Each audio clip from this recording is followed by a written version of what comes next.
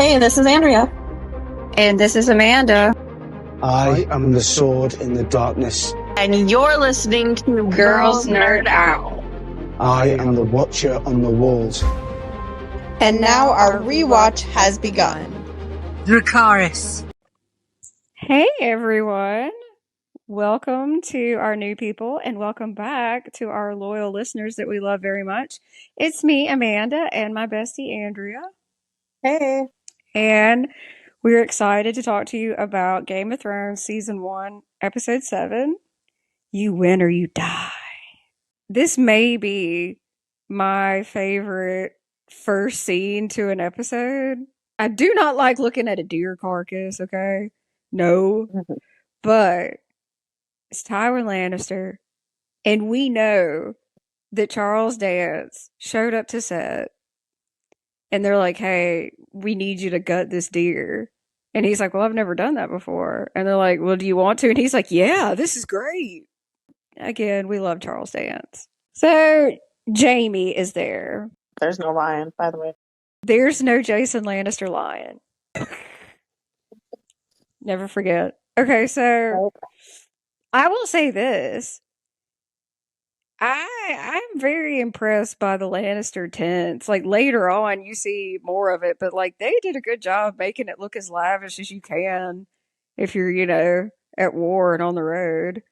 But Jaime's there and he's telling Tywin he's been summoned to court. Tywin wants to know why Ned Stark is alive. And it's interesting because Jaime says, one of our men interfered, speared him in the leg before I could finish him. What's interesting there, though, is that he may have said that, but he also said it was stupid to attack him. So why does he say it's stupid to attack him and then say he shouldn't be alive? I guess he is a Sith and he only deals in absolutes. So either don't attack or kill him.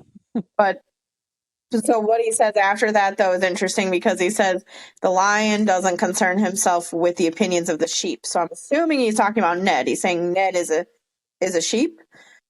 A lot of people are sheep, which that is so. I don't like that. I don't like that line. Okay, let me tell you this. So Tywin is basically shaming his son because, Jaime says it wouldn't have been clean. Jaime has honor. I know he's pushed a kid out of a window. I know. But he wasn't going to kill Ned because it was a dirty fight as soon as that Lannister soldier stabbed him. And that's when Tywin's like, you worry too much about what people think. Tywin considers everyone sheep. Well, and then he also calls Jaime a glorified Kingsguard. And I'm like, you really don't like anything. Yeah, he's mad because Jaime's his favorite and he can't inherit. And he's still mad about it. Blame that on the Mad King. So they talk about Catelyn Stark has Tyrion Lannister. Yep. He's going to give him half his troops and go to River Run to remind her that Lannisters pay their debts. And then Jaime's like, I didn't think you cared about our brother so much. And he's like, oh, he's a Lannister. He may be the lowest of Lannisters, but he's still a Lannister. And I'm just like, yeah, you didn't expect your second son to be like this, apparently. I found it really interesting that he says every day he remains a prisoner, the less our name commands respect, because that's actually true. When people hear that Tyrion Lannister has been captured and being held, people are surprised because he's a Lannister. And Tywin's all about appearances. They don't want to be seen as weak, right? So, and I guess Tyrion, the longer he is captured, it makes him look weak. But then he's told Jaime that he cares too much about what people think. So clearly you care what the sheep think. Well, I got a question for you. I want to know what you think about this. So Tywin says, the future of our family will be determined in these next few months. We could establish a dynasty that will last 1,000 years, or we could collapse into nothing like the Targaryens did. Here's my question for you. How is he going to establish a dynasty when Jaime, he's Kingsguard he can't marry. And then Cersei is a Baratheon. So what is he thinking? Tyrion? Or somehow getting Jaime out of the Kingsguard, I guess. That'd be weird because Kingsguard is for life. But hey, they just missed Sir Barristan Selmy, so I guess anything's possible. But Yeah. the reason why I say that is because when Tyrion eventually marries Sansa, he expects a child out of Sansa, so that would be part of his dynasty. Even though it's a there lie. you go. So he's thinking, I'll marry Tyrion to somebody, and we'll just keep this going. That makes sense. But you know how he talks about how we could be washed up like the Targaryens? That dynasty lasted for 300 years. You're not going to get to that point. No, but he would love to. And it didn't really do anything until the dragons died out. You know for a fact Tywin is still bitter that Aerys wouldn't let Cersei marry Rhaegar. He's still mad about that. I know that's books, but this is Charles Dance. We've already established that he's actually read the books. Love that. But yeah. Cersei wanted Rhaegar. It's something that Andrea really wishes was in the show. I do as well. She was in love with Rhaegar. She wanted Rhaegar. Tywin thought it would happen, and Aerys was like, "No, nope." And Tywin was so offended that it did. Isn't that when he turned in his pen and left? Yeah, yeah. Where he left. Mm-hmm. Yep. So Tywin's not a big fan of the Targaryens. No, he has 2 kids murdered. So he does. He does, and a lot of people don't that. talk about that or think about that because it's Charles Dance. A lion doesn't concern himself with the opinions of a sheep. Cersei and Ned. It's a well-acted scene, but it's one of my least favorite scenes. Lord. It's just dumb. I mean, everybody knows this scene. Ned has summoned for Cersei. They meet. Ned tells her, I know the truth Jon Arryn died for. Cersei already knew all of that. What's interesting is Ned kind of like motions to his face because like Cersei has a mark where Robert slapped her.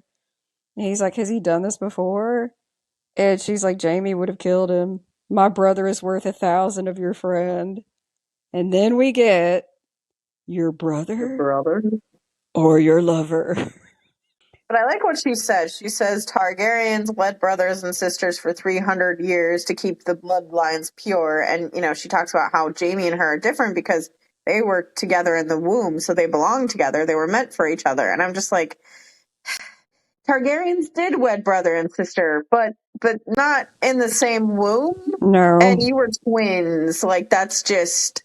It's a lot different. Targaryens are different. We've already established. I mean, they can do the dragon bond. Their DNA is different. It just is. So I'll tell you this, though. When Ned says, my son saw you with him, she should have denied that because that right there is the one thing that will make Ned not stop. If she had denied that, then there's a possibility they could have reached something, maybe. But she confirmed the reason that Bran was pushed out of a window is seeing her with Jaime. It is what it is.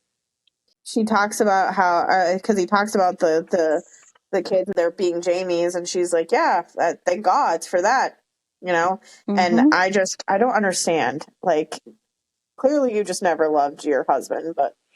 And he says that. You always hated him, and she's like, no, I worshipped him. He's to blame for that. He never gave her a chance. I mean, there's a lot of tragedy here. He loved a corpse more than her. Yes. Yeah. This is when she says, like, he came back to their bed on the wedding night drunk and called her Lyanna. You don't get over that. Cersei makes an interesting point. She's like, I heard from Jaime that you could have taken the realm for yourself. He could have, but he wouldn't have been able to hold it because the Lannister army would have stopped it. And he wouldn't have wanted it. No. At all. Maybe I don't want it. What about That's funny. Good job. You got me on that one. Jesus Christ! Now it's like, wow, you are Ned. Like, can you imagine Jamie walking in? Oh God, there's Ned. You gonna take it? No, I don't want it. I never wanted it. I never asked for it. Jon Snow is clearly related to Ned. You are my queen. Wait, hold on, wait. Danny. Oh, Danny. Who's the last person that called me that? My brother. No, not the kind of company you want to keep. How about my queen? Why do I know the words? But I'm really glad that they didn't show him bend the knee because He couldn't. He couldn't bend the knee. He bent the knee later. Look, I heard that she never bent her knees. That's all I'm saying. oh, He did because he liked to give the Lord's kiss. He's good at it. Good for yeah, according him. to Egret, he is. Yeah. So let her have some fun. My God. All right. So this is when we get the iconic when you play the Game of Thrones, you win or you die. There is no middle ground. Okay. Well, Ned definitely is going to die. So Yes. he didn't play the Game of Thrones. He did not. I don't want it. I never have. Okay, this is something that bothered me so much that I had to text Andrea about it. The next scene is it's some of the women that work at Baelish's brothel. Yeah, it's Roz and I don't know the other chick's name.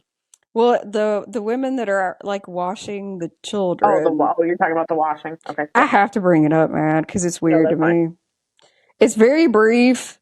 I don't remember it from before, but it's been years since I've watched this. Baelish is looking out the window, and there's women washing children, and he's got a creepy ass vibe, and the kids are naked. And I asked Andrew, I was like, "Is he looking at the kids?" And she's like, "Yeah," and I'm like, "Yeah," because he's not looking at the women washing the kids. He's looking at the little naked kids, and it gives a big creep factor. Yes. I'm just I didn't saying. really think about it till you said something, so that's why I was like, yeah, that's probably what he was doing because What this else whole would he scene been is looking just at? creepy to me. Yeah. If you think this has a happy ending, you haven't been paying attention. So the brothel scene, I don't really understand why we needed it. I mean, look, I'm not a prude. I read smut. I don't care.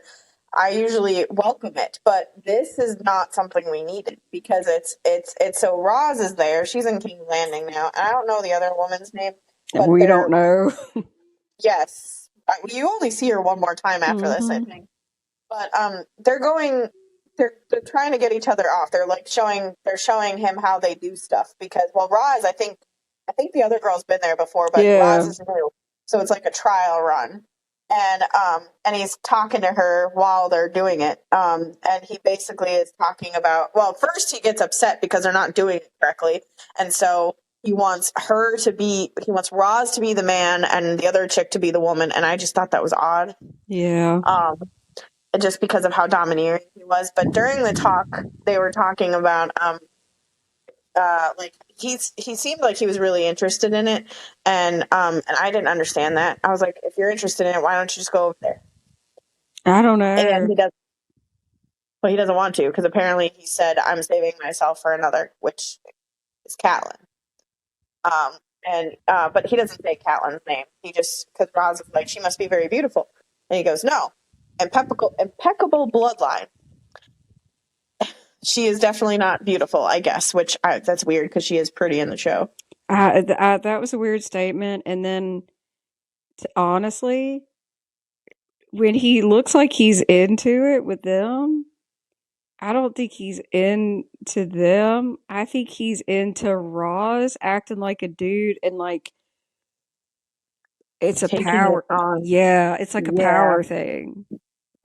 You know what's interesting? He called himself Catelyn's plaything. And And he tells Roz that I'm not going to fight them. I'm going to fuck them all. And he's talking about everybody. I don't even think he's just talking about the Starks. Yeah. I think he's talking about like the Lannisters, everybody. Everybody. Varys. Yeah. He's talking. Sorry, go ahead.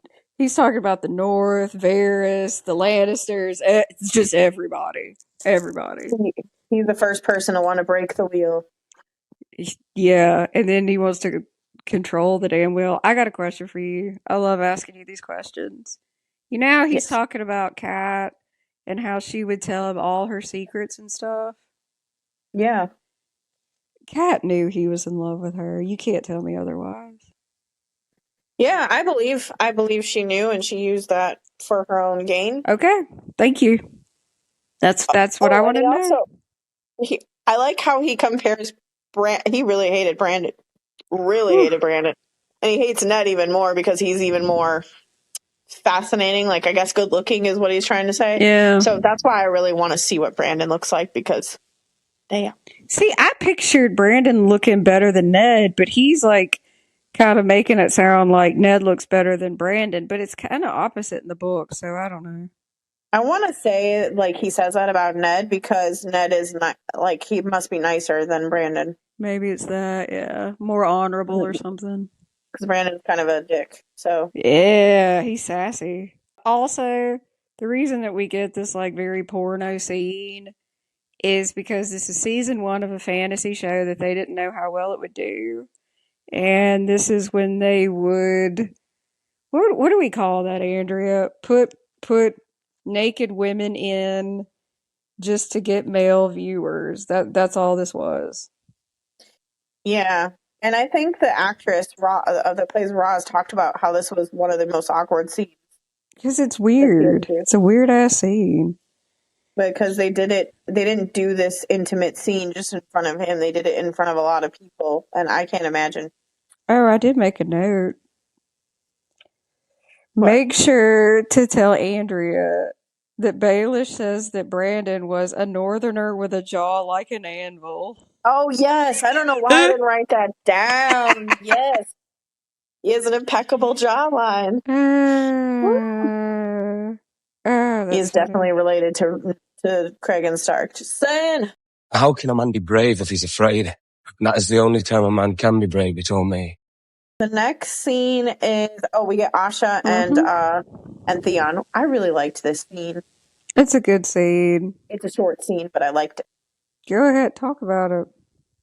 So Theon comes up to her and is like, he's showing himself as being a lord, and he's trying to he's like acting like a lord, which he is, but he doesn't. He's like hitting on her at the same time, and it's creepy. Yeah, but I like it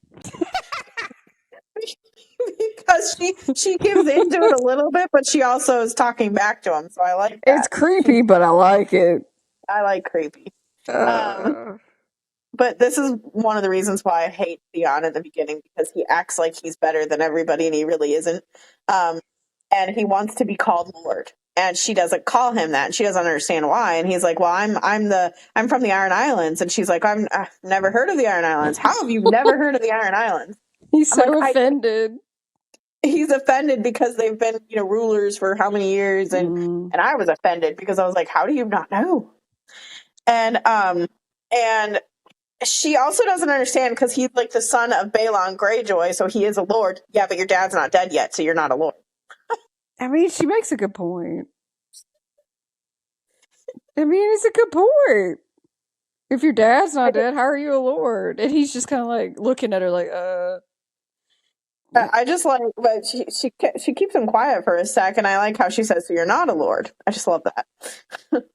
Theon likes the ones that push back. That's for sure. Because I fully think he's in there talking to her because he misses Roz.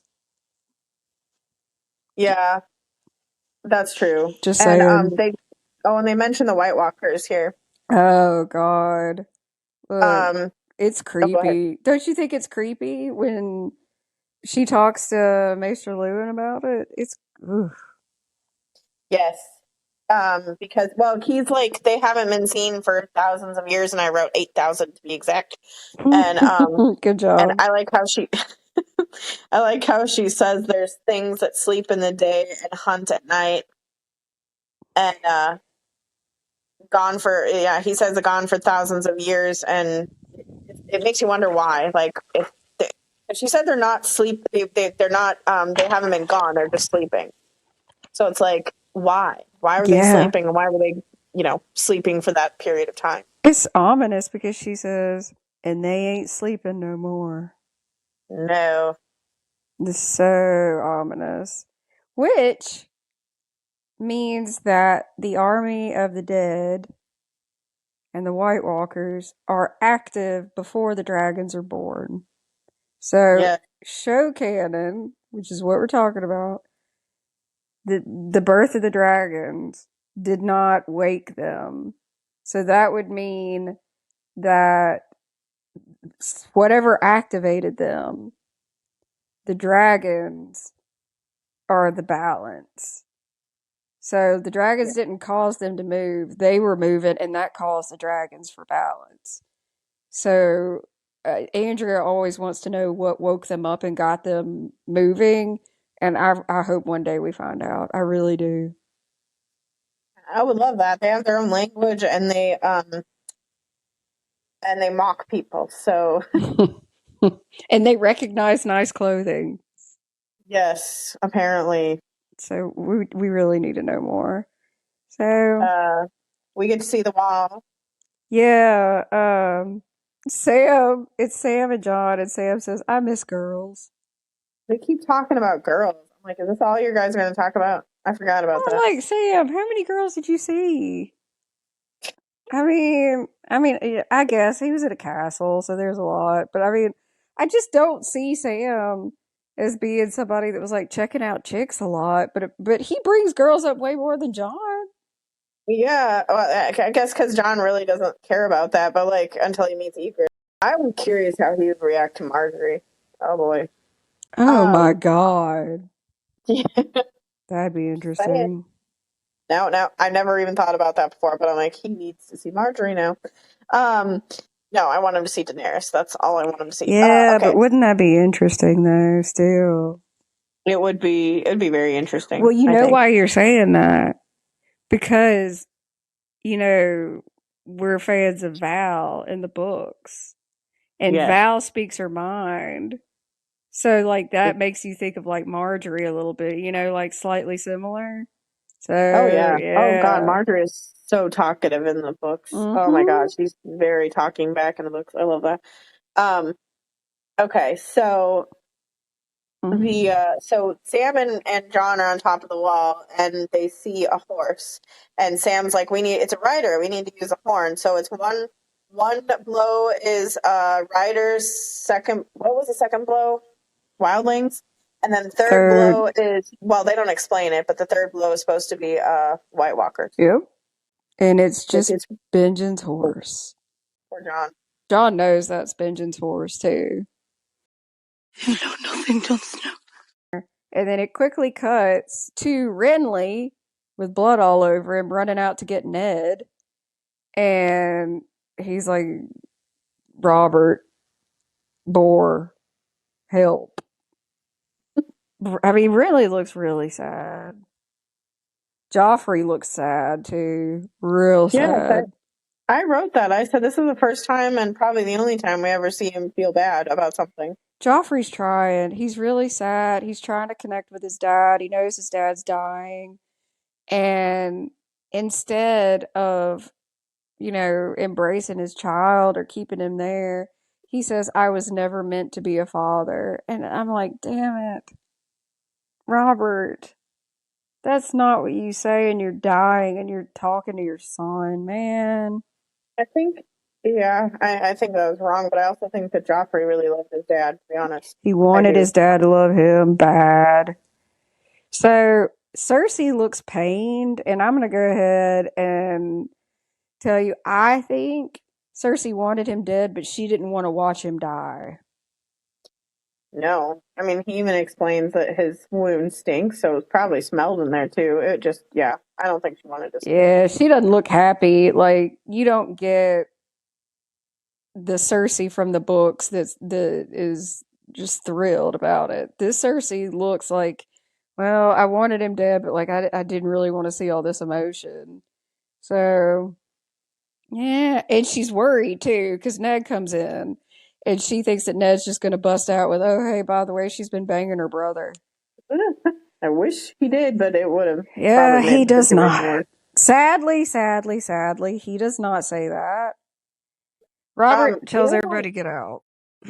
yes, you know how Robert says that he drank too much wine? Yeah. I wonder how much wine is too much wine to him. Well, the thing is, I don't think it's ever stated in the show that the wine Lancel had was like really concentrated, like big time. It was stronger than the wine Robert normally drank, but I don't think we're ever told that in the show. No. I don't think it's He ever just said he said. drank. Yeah. Yeah, he said he just drinks too much wine. Mm-hmm. In the show, we're led to believe it happened because Lancel just keeps offering him wine, but in the books, we're told it's some strong ass wine. So Ned doesn't tell him. Robert tells everybody to get out. And then Robert's like, write this down. And he names him Lord Regent Protector of the Realm.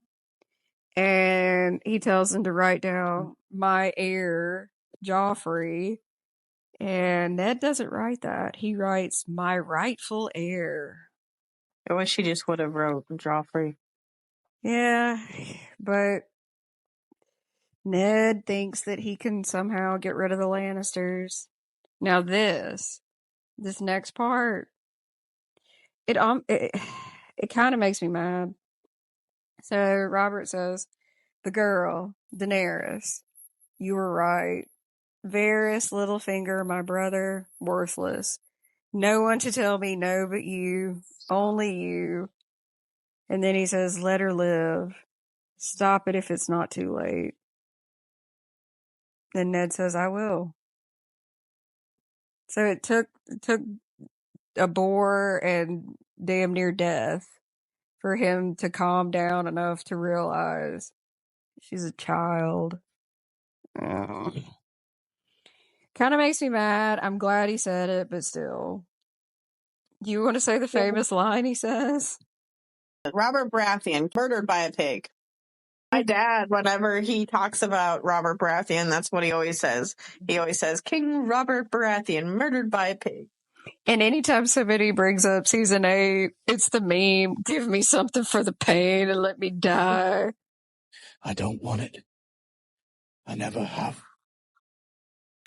So the next scene, we get to see Drogo and Daenerys. She's braiding his hair? Yeah, she's braiding his hair, which is described in the books. It's just really cool. And she's trying to explain to Drogo the need to go to Westeros and for the throne. And Drogo's like, I mean, the stallion that mounts the world, he doesn't need an iron chair.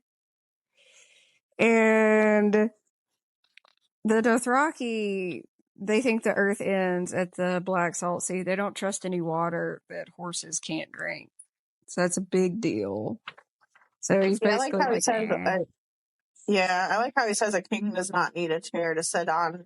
He only needs a horse. Yeah, I like that too.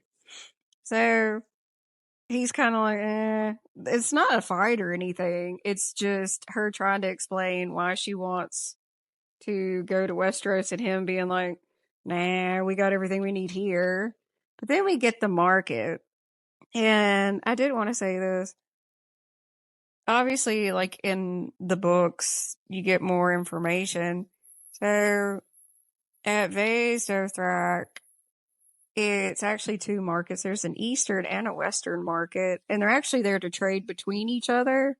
And then if, they sell anything to the Dothraki, that's, a bonus, but it's mostly trading. And Daenerys visits the market multiple days because it reminds her of home. The smells of like the different spices and stuff. It smells like Pentos. Did you notice the conversation Jorah and her have where he says, He doesn't believe. They were talking about Aegon the Conqueror taking over the Six Kingdoms with dragons and obviously an army, but it was not a very big army. And he said that he didn't believe that happened. He does. I mean, it was 300 years ago. Like, he believes he took over. He just doesn't believe the dragons, because he's like, I haven't seen a dragon in years or ever. And I'm like, he's like, it was 300 years ago, so who knows what happens. See, I think that's a mistake. I think that's something they decided to put in there, and then later on, that's nothing like that is ever stated again. Doubt of living dragons, but nobody from this point on doubts they existed.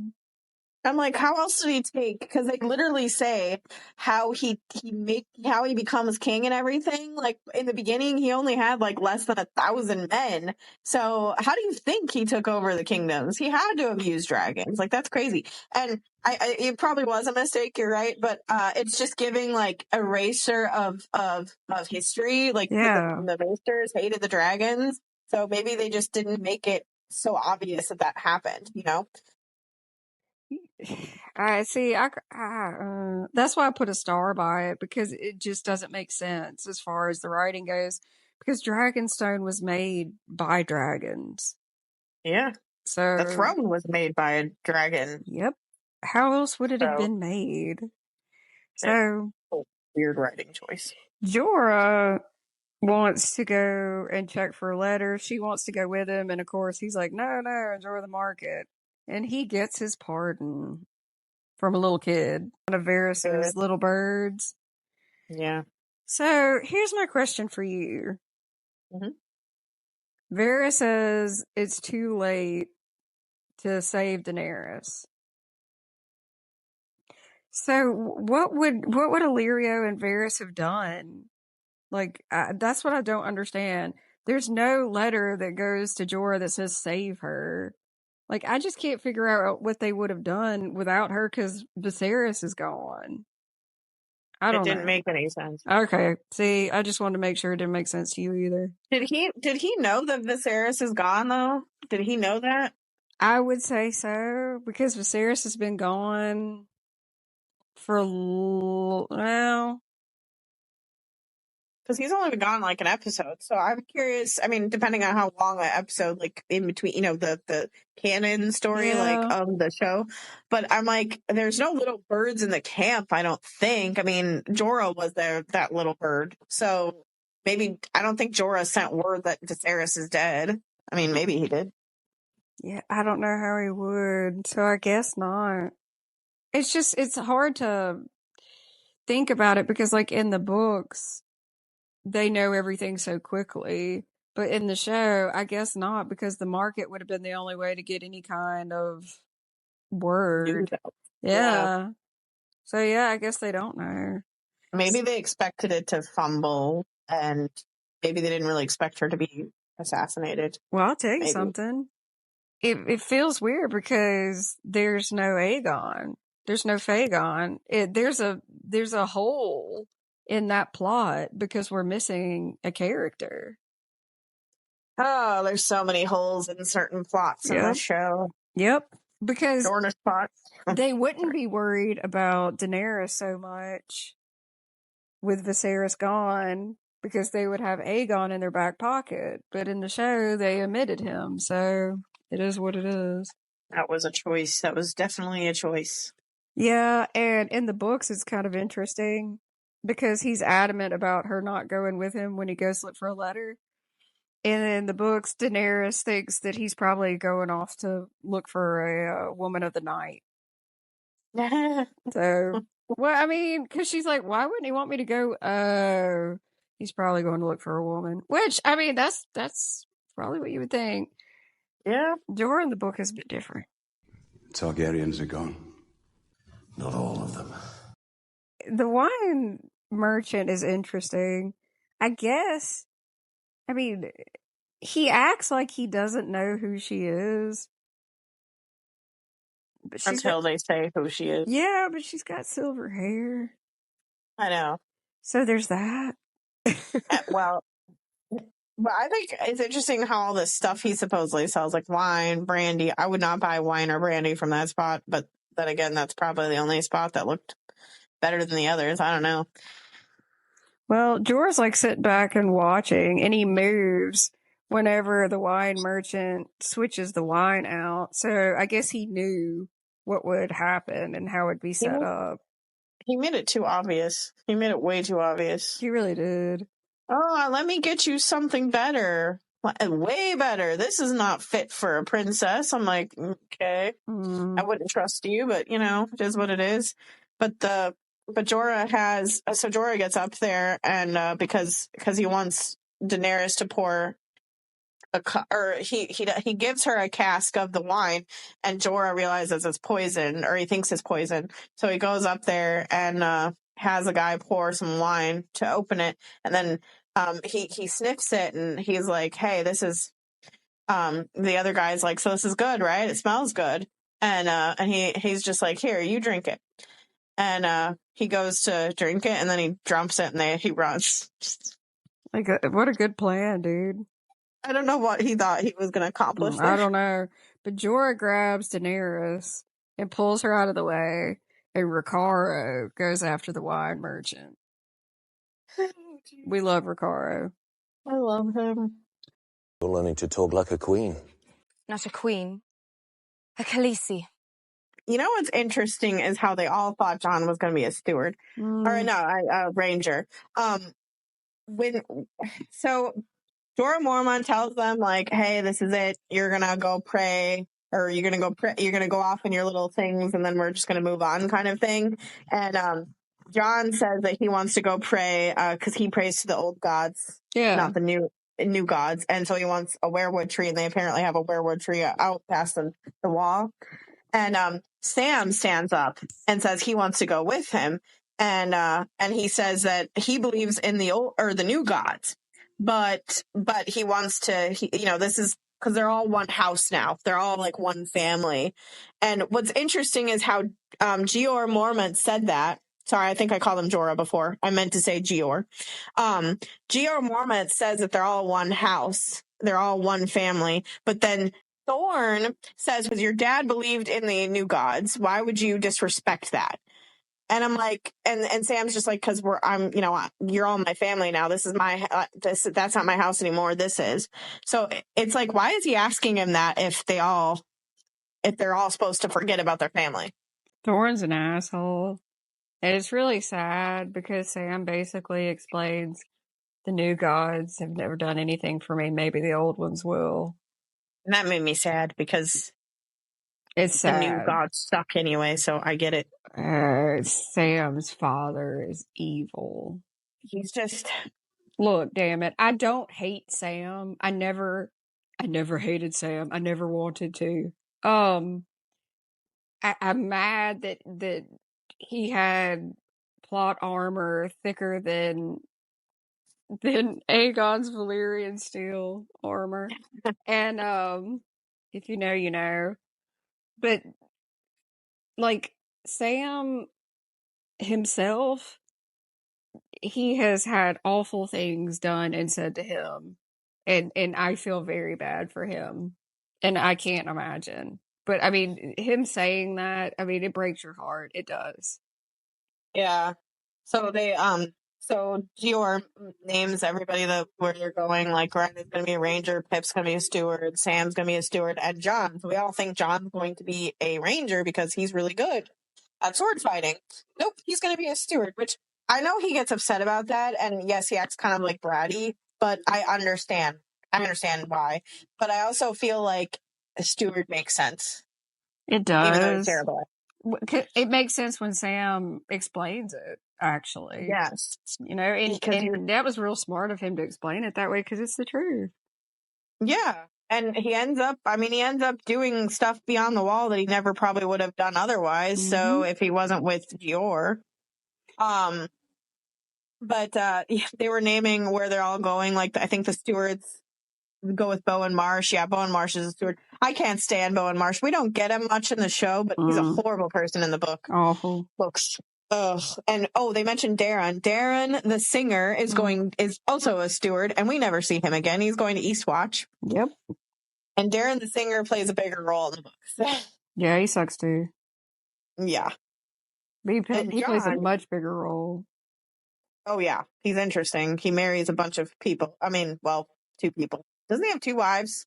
It's the chick. She marries a new one every night. Oh, the chick is the one that marries. Yes, Yeah, that's what I yeah. messed up. Oh, God, what do they call her? The sailor's wife or something like Just say that. something like Something that. like that. But she's a lady of the evening, and she won't sleep with anybody unless they marry her. So she marries a dude every night, and he's her husband for a minute. Yeah, Sam yells at him about it because they're of the Night's Watch. They're not supposed to get married. Yep. The books are I good, just y'all. The books are good. They are. But I just wanted to say really quickly, I thought John had balls for talking back to Maester Aemon. We took you a man of the Night's Watch. I guess we were done or wrong. Sorry. Yeah.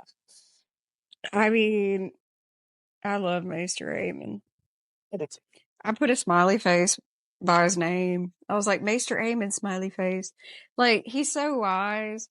He knows why John has an attitude, and he doesn't take the bait. But he pushes back, but not super hard. And it's so much more because we know who Maester Aemon is. Yep. That's the blood of the dragon. That's the blood of the dragon, man. Just in case anybody wants to know, the show Night of the Seven Kingdoms that will be out later this year is also known as Dunk and Egg. Egg is Aegon. That Aegon is Maester Aemon's brother. Just a sweet Aegon, just so everybody knows. Very good Aegon. And Maester Aemon's sweet too, and that's why he mentions Egg. They were very close. Look, you're listening to a podcast of 2 Targaryen loyalists, okay? You're gonna get stuff like that. A Targaryen alone in the world. It's a terrible thing. Next, it goes to good old Ned. And this is when Renly is trying to get Ned to listen, like, hey, Cersei is going to take over. Like, I can have you 100 men in like an hour. Let's do this. And Ned's like, what? Why? Stannis. And you made a really good point because, like, it's a bit strange because Ned is worried about like who would fall in the line of succession, and Renly's like, it's not about that. Well, it's not because they killed Rhaegar's kids. Well, they didn't, but Tywin killed Rhaegar's kids, and then but they weren't in the line of succession in the books. They don't explain it in the show, but in the books, because we barely get the Mad King in the show, and that's really sad. I would really like to see something more about him. But Same. So the Mad King, Rhaegar Targaryen, was his heir, and then he took that away from him because he believed that his son was trying to plot against him, which he was. He was. But he wasn't going to kill him or anything. No. So he took the heir status away from Rhaegar and gave it to Viserys, his second son. Yes. So, and that shows you, hello, haters of House of the Dragon that say Rhaenyra has no right to be queen. A king can choose whoever they want to be their heir. A king is a king. A king can name. Look, hey, how about this? Here's another example. What does Stannis tell Jon he can do? Legitimize him. Yes. I mean, that's the offer that Jon gets in the books to fight with Stannis and, leave the watch. Stannis says, look, I'll legitimize you. You will be Jon Stark, what you've always wanted. Okay, there's another. A king can legitimize someone that is bastard born. They can name their own heir. They can name no heirs. They can name multiple heirs. I mean, like, it's all happened. So I don't know why people get stuck on that. Rhaenyra, even though people don't believe she was really a ruling queen, even though she was, she legitimized the bastards that joined the fight. I have one question for you. Yes. As far as characters in House of the Dragon, what character from House of the Dragon is mentioned in Game of Thrones? Rhaenyra. Oh, is it only Rhaenyra? It is. Yep. Oh, that must mean that she's the important one, because I don't recall Joffrey telling Marjorie about Alicent Hightower. Where's her bones at? I'm just saying, Rhaenyra is specifically brought up in Game of Thrones by name. That's it. We don't get any Hightower BS. So, be mad, stay mad, be green with envy. There is only one God, and his name is Death. Now, Renly has a claim, but Stannis, in all regards, is the rightful heir because Robert was king and his children are not his. They're definitely not his kids. So Renly is the next. Renly would be after Stannis, or Shireen. I mean, sorry. I just think people give Rhaenyra a whole lot of hell, and it's weird because you're right. There's too many similar situations. I brought this up to you earlier because I was kind of fascinated. So Ned sends a scroll to Stannis, and he's not trusting a raven. He's actually sending a rider. And he says, give it to Stannis, no one else, and not his wife. So I'm thinking that there's already talk that there's a red priestess hanging around Dragonstone. And that's why Ned's like, no, you just give this to Stannis, nobody else. I could be wrong, but I got that vibe. Yeah, it makes no sense otherwise to say not his wife, not any of these people, just to Stannis. Right. Like, it makes no sense otherwise. The only other option is just knowing that House Florent is loony. But that's about it. So I figure it's probably like, hey, Stannis has got this weird red chick and we don't really know what's going on. So I thought that was interesting. So Baelish is basically telling Ned what to do. He's like, look, you need to make peace with the Lannisters, release the imp, wed Joffrey to Sansa, and look, if Joffrey becomes an issue, then we're going to out him and we'll put Renly on the throne. And Ned is just looking at him like, what? Looking at him like he's got 3 heads. You can tell Baelish is like, okay, he's not going to be this. And he's like, so you choose Stannis in war? And Ned said he needs the gold cloaks. And Baelish says, who do the gold cloaks follow? The man who pays them. The night is dark and full of terrors of men, but the fire burns them all away. And then we're going back to the Night's Watch. And Jon and them are going beyond the wall to the weirwood tree to say their vows. Mm-hmm. And again, the vows say protect the realms of men. So the wildlings should have been protected by them. Just saying. Look, what Andrea's pointing out is a very good point. When they say their vows, they say the realms of men. Men, meaning all humans. And that is Andrea bringing up the fact that the Night's Watch vows have kind of been forgotten. They're not listening to the actual words. Because in the past, the King Beyond the Wall has worked with the Night's Watch and stuff. So, and over time, that was just forgotten. And I wonder if that's why the King Beyond the Wall left. Part of the reason why he left them. I mean, that makes a lot of sense. Over time, as the Night's Watch changed and evolved into what it is that we see, you get like just bigotry about the wildlings. So they're just, they're bad, savage, and they're all like Craster. And we know they're not. Well, I mean, John's like the main one that just starts bringing up, they just were born on the other side. Yeah, and he had every right to feel the way he felt, to be honest about them, because I feel the same way. Yeah. Just like I do with like the Dothraki and the Unsullied and all that kind of thing. Like they're people. And I wrote a comment because Bowen Marsh was there when they gave their their thing, and I was like, oh, I hate Bowen Marsh. John, don't hug Bowen Marsh. He's terrible. Even though he's not really much in the show, I'm just like, don't hug him. Andrea hates Bowen Marsh so bad. It's not Jason Lannister level, but I mean, it's pretty high up there. Hey, he's part of the plot. See, they don't show it in the show, but he's part of the plot. Okay, it's warranted. No, it's warranted. The hate is fully warranted. Ghost is there. Ghost went with him, and he goes into the woods and comes out with a hand. He's got a zombie hand. He's a good boy. Yeah, he's a good boy. He's a good boy. He said, hey, these people are dead, but they don't feel right. Let me take a sample to my dude. My daddy. Yeah, my daddy. So he's like, I'll just break off a hand. Let me go over here. They're not going to find these kind of dead people, so I'm just going to help everybody out. We love Ghost. I like how he wags his tail too. Like, look, I did a good thing.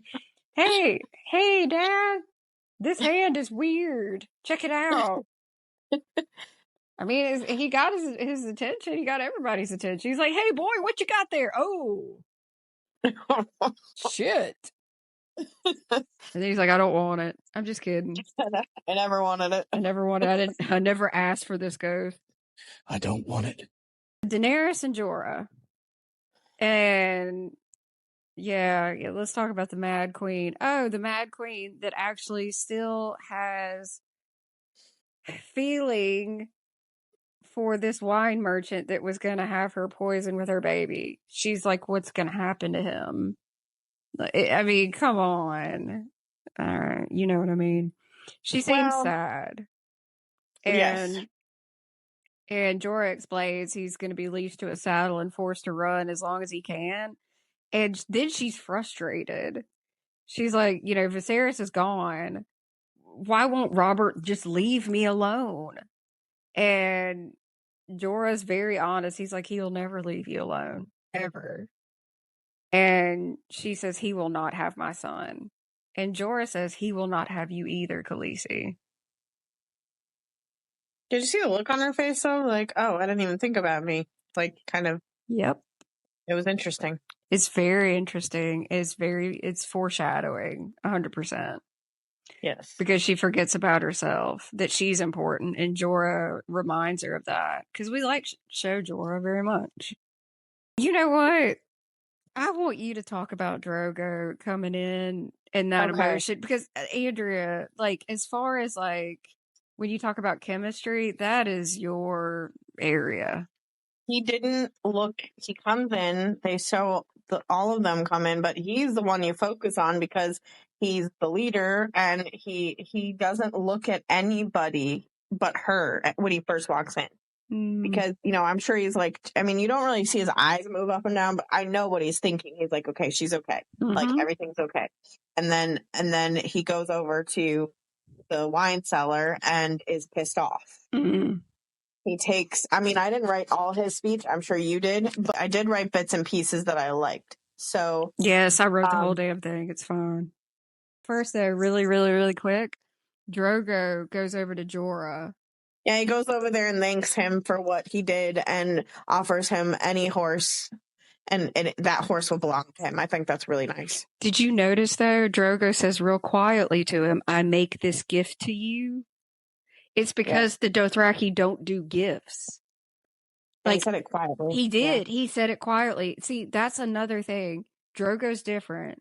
We say, the Dothraki are Dothraki, but, like, Drogo was the best of the Dothraki. He says that quietly to Jorah, and that's why Jorah has that look on his face, because he knows, like, that is the highest honor he could have ever given him, is actually say, this is a gift. Dracarys. Drogo is pissed, and he knows that if somebody went to the trouble of sending a damn poisonous wine merchant, that, like, this is not going to stop. And he was real close to losing both of them. And so, in front of, like we say in the South, God and everybody, he says, for his son, the stallion who will mount the world, he is going to pledge a gift. He's going to give him the iron chair that his mother's father sat upon. I will give him the 7 kingdoms. I, Drogo, will do this. I will take my Khalasar west to where the world ends and ride wooden horses across the black salt water as no call has done before. I will kill the men in iron suits and tear down their stone houses. Now I have to tell you this.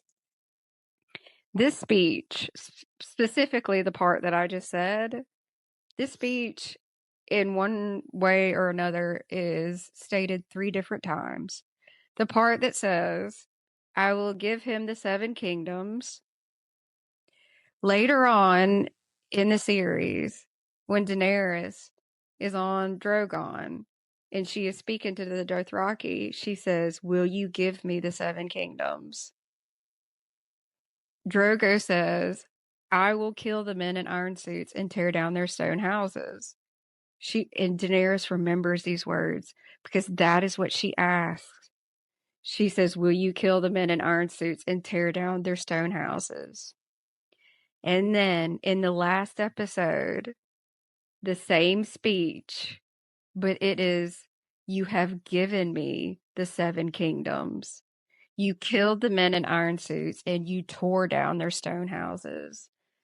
And as much as I don't like the last episode, the fact that she kept this speech from him and she said it back to the Dothraki twice is beautiful to me. And she loved Drogo incredibly, and she loved the Dothraki, and those were her people. It shows that she really loved them and really him too. Very much. I'll just say what I really liked about the scene. I just liked how upset he was and like how much he wants to give this to her now because of this incident. He's like, well, we're going to kill them all because they just tried to kill you and my son. So it just shows how much he loves her and their child. It is.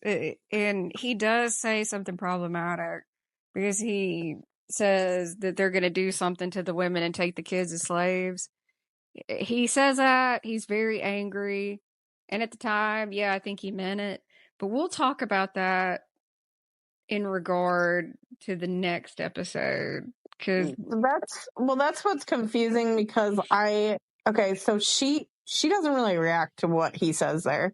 I mean, she does, but she doesn't like look upset until the next episode, which I think is interesting. Maybe it's because she's like really thinking about it and is like, oh shit, we can't do this. She knows he's angry. Yeah. And he's just basically saying he will destroy everybody because that's the moon of his life and that's his baby. And it was kind of hot how he was saying it, even though it was problematic.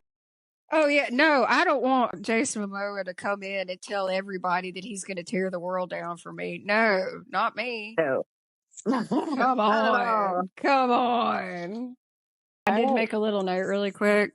And I said, no one has ever loved her like this, and no one has ever stood up for her like this. That's the look on her face at that moment after his speech. She looks almost surprised because no one's ever done anything like that for her. And then we get to see the naked wine merchant fall because he's leashed to a horse. Sucks to suck. He is no dragon. Fire cannot kill a dragon. All right, King Joffrey is now King Joffrey. And they didn't waste any time because, you know, that guy, what is he called? Yeah, I can't remember who that is, but he's like, Robert's dead, Joffrey's king, and Cersei wants to see you. And then you find out, like, Renly left. He took Loras and 50 retainers. But they wasted absolutely no time to say King Joffrey. Just absolutely no time. They don't mourn dead kings. No, because Cersei she's working with Baelish and she's already 8 steps ahead of Ned. Who would support Ned over the Lannisters? This is King's Landing. The problem with Winterfell is they are too far removed to be one of the 7 kingdoms. Yes. It is what it is. Like, nobody's going to pick the Starks over the Lannisters in King's Landing. They don't know them. There's not a presence. I mean, like, Ned was at a disadvantage from the time he got there. And at the same time, when Daenerys goes to Winterfell, they treat her like shit. Yep. The North is the North. I'm not saying it needs to be the Queen Sansa season 8, whatever that was. But like Dorne, the North is just so different and so far away. I mean, it doesn't make any sense. My husband is my king, and my king is my husband. So, like, Ned calls for Barristan because, like, it's Barristan Selmy. He's, like, the most honorable dude there. And he gives him the scroll from Robert that names him Protector of the Realm. And Cersei just tears it up. Yep. Barristan looks floored. I know. So Cersei's basically like, bend the knee. And I'm sitting there thinking, damn it, Ned, bend the knee for your family, man. Like, I'm sorry. But like Torrhen Stark, dude, just know. Just Torrhen Stark this shit. The king, the king who nailed. Well, yes, but he was also pretty honorable in this scene. Like the Janos Slint can just shove off, but they had the the gold cloaks were pointing at him, and like he's like, I don't want any bloodshed, but Cersei makes a move, and Janos Slint's a POS, and he killed all of Ned's men. Yep, and that was the plan the whole time. Yes. Because that's when Baelish is like, I told you not to trust me. I hate that scene. Yeah, scene sucks. But, I mean, you can see why it happened like it did. Ned tried. It didn't really work out. Everyone who isn't us is an enemy. Episode 8, The Pointy End. I'm fascinated with Syrio for real. And I still think he's a faceless man. All right. I mean, he might be. If he's not a faceless man, he works with faceless men. I don't know. So we have Syrio and Arya. They're practicing. Okay, you don't like certain people. I don't like Meryn Trant at all. God, I can't stand him. He has one of the best deaths on the show, though. Like, the best. Real. So the Lannister soldiers are killing any northern men. Then we have Sansa with her septa, and they're talking, and then the septa hears sounds, and the septa's very wise, and she tells Sansa to go back to her room and bar the door, because the septa knows that it's about to get really ugly, and she knows what those men would do to Sansa. That's what I think. I just don't. Okay, I understand killing like the men at arms of the House Stark, but like everybody, even the servants, it's just bizarre that they kill everybody. Yeah, because from what I understand, we don't see that septa again. No, her head is. Joffrey kills her. That is her, right? Like, she's dead. Yeah, her head is. He said hers. All right. Yeah, we see it. Yeah. So Septa Mordain tells Sansa to go bar the door, and she stays. But she does care about Sansa, so she does save her, you know?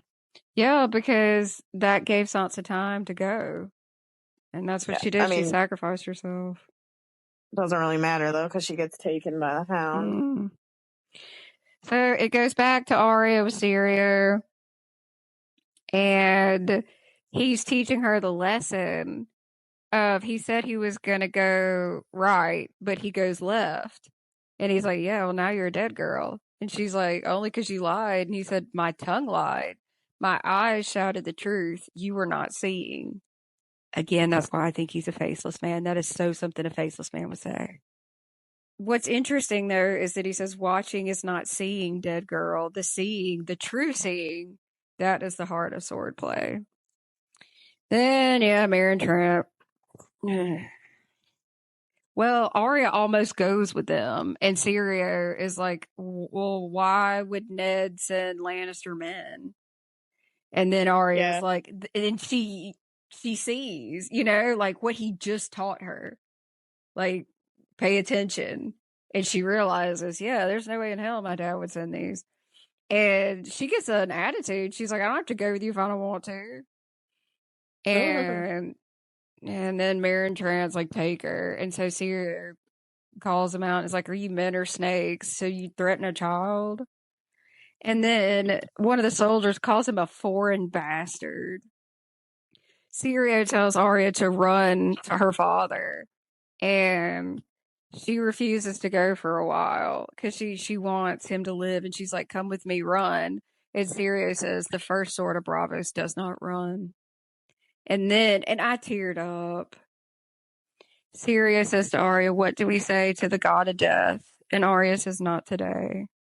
And he says, go. That one got to me. So she leaves and she can hear them fighting in the distance. There's a path to the left and she can hear fighting there. Path to the right is quiet, so she takes that path. And she's so scared. She just keeps repeating to herself, not today. Not today. I can't imagine being that age and being alone and told to run and like, man. Especially in a city you're not known, well known of. Yeah. Arya's a brave little toaster. Well, she gets her sword back. And she does. Yeah. And she kills her first person. Okay, so really quick, we see the Hound is the one that's sent to get Sansa. It's just a brief thing. Yep. But Arya goes to get Needle, and the stable boy doesn't know who she is, and he's like, what are you doing? And what do you think about her stabbing him? Do you think it was gut reaction or foreshadowing or both? Well, he was gonna come and get her because the queen was gonna the queen wanted her. So I think she just was trying to get out of there. I don't know if she meant to kill him, but I mean, she's probably running on pure adrenaline and fear at this point, so she may not have meant to. Might have been a complete accident, but she stabs him in the stomach with Needle and then runs away. There is only one God, and his name is Death. Then we see Ned in the black cells, and Varys is there. He has wine, and Ned won't drink it. And Varys is like, it's not poisoned, okay? So he takes a sip. And then he says, why is it no one ever trusts the eunuch? I don't know, Varys, because you're the master of whispers. Gee. And he tries to tell Ned, like, don't drink it all now because there's people have like died of thirst here. And Ned's like, nah, I'm just going to drink it. So he doesn't know anything that's going on. And he's asking about his kids. He's like, Arya. And Varys is like, no one's seen her. Sansa. And Varys is still engaged to Joffrey. Cersei will keep her close. The rest of your household, all dead. And Ned is like mad. And he's like, so you watched my men being slaughtered and did nothing? And Varys is very truthful. And he's like, I would again, my lord. I was unarmed, unarmored, and surrounded by Lannister swords. When you look at me, do you see a hero? Yeah, he asks him, who, it's like, it's like, who do you truly serve? The realm. He doesn't, That's his answer. Someone must. And yes, that's because Varys has been plotting with Illyrio for a very long time to put somebody on the throne that is actually a decent ruler. That's the huge difference between Baelish and Varys is motive. Yep. They have completely different motives. Also, I did want to mention something really quick. I know we talk about the books a lot, but Varys is so good at disguising himself in the books. It's almost like he's a shapeshifter. Like, he's described as being completely different, even to the point of he smells different. So, Andrea and I had a talk one day, and I was asking her, I was like, you think he learned a bit of magic over in Essos? And we both think he knows something. He's got a bit of magic. He knows some stuff. He's a mermaid, so. He is a mermaid. That is a theory, by the way, everybody. It's that Varys is a mermaid. Maybe one day we'll get into that.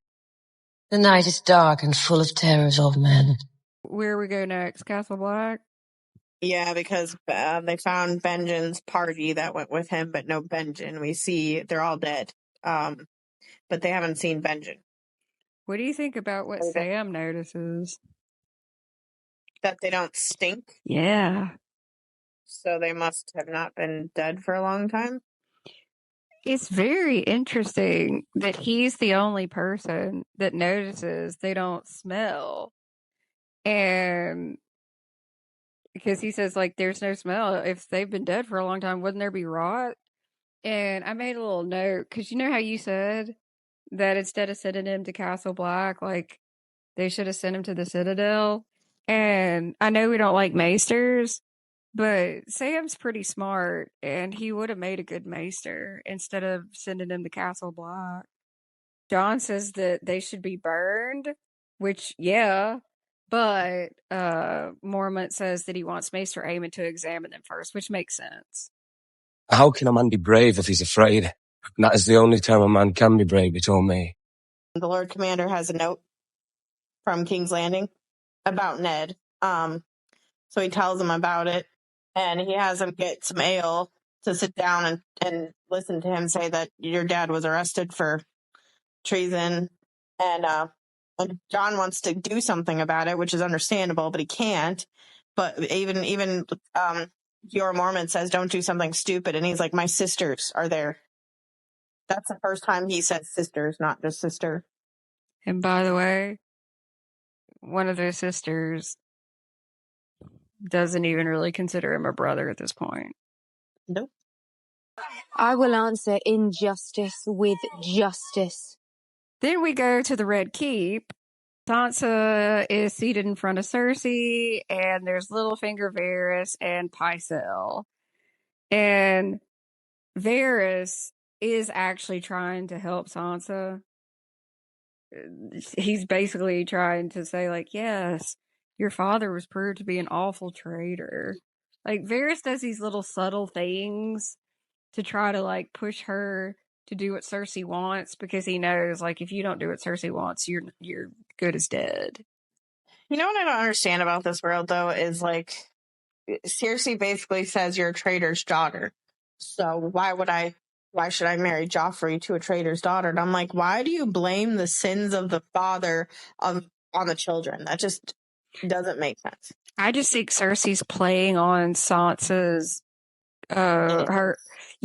playing on her innocence and also her puppy love for Joffrey. Yeah. Because you know what? You'll like this. Because when Cersei looks at Sansa, she knows that's how she was to Rhaegar. Yeah. Ooh. Yep. So we just like to bring that up. Pycelle's a complete asshole, and a child born of traitor's seed is no fit consort for the king. Shut up. Shut up. So Littlefinger is actually trying to defend Sansa, but not for the same reason that Varys is. Littlefinger just wants her for later. Yeah. Totally. He sees something in her. Yep. And so they convince Sansa to write a letter to Robb. And Cersei says, if you would help your father, urge your brother to keep the king's peace, tell him to come to King's Landing and swear his fealty to Joffrey. And Cersei manipulates the hell out of Sansa in this scene. Yep.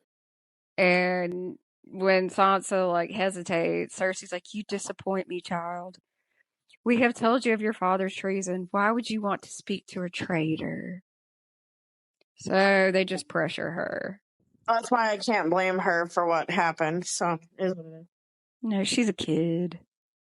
So Robb reads the letter and he's offended. He's like, Sansa wrote this, and Maester Luwin is very wise. He's like, it's your sister's hand, but the queen's words.